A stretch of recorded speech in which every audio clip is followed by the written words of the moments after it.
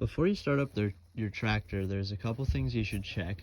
The first main one is probably the oil. This is the dipstick right here. This is where you check the oil.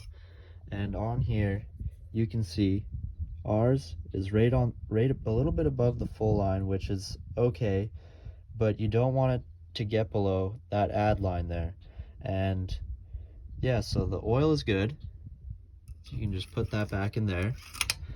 And then another thing is right here. This is the coolant, and you can see it's full.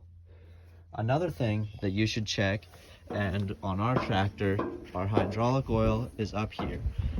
And as you can see in the sight glass, right here, it's completely full. So that's good. And there, you can see this tick. This right here is the add line, and there's where our hydraulic oil is right there. So we're still good.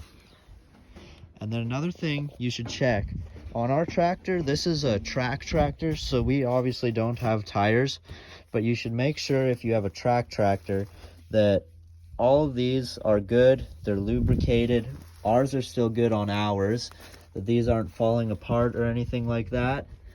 These are all good. And our track, it's starting to get a little bit worn out, as you can see, like right here, it's starting to get cracks and stuff. And these will probably be replaced next seeding season. But for now, it'll get the job done. But if you have actual tires, you should make sure that the tire pressure is all right and that they still have a good amount of treads left on them.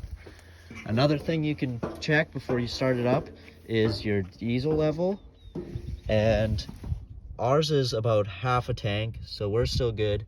And you should probably fuel it up before you start your tractor, just to make sure that there's no risk of a fire. And if our tractor doesn't have it, but most newer tractors do, and that's DEF fluid. And that's also another very important thing that you should probably check and make sure is full before you start up your tractor.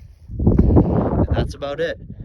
Or I guess a couple other things is to make sure that your tractor is just visibly all together and there's nothing loose or anything like that. Like, I don't know, you can check, say, some things in the engine bay, like make sure everything in here is all intact and everything. And even just like in here or just everywhere, just give your tractor a walk around and make sure everything is all right, and which I've already done on our tractor. So you are all good to start it up.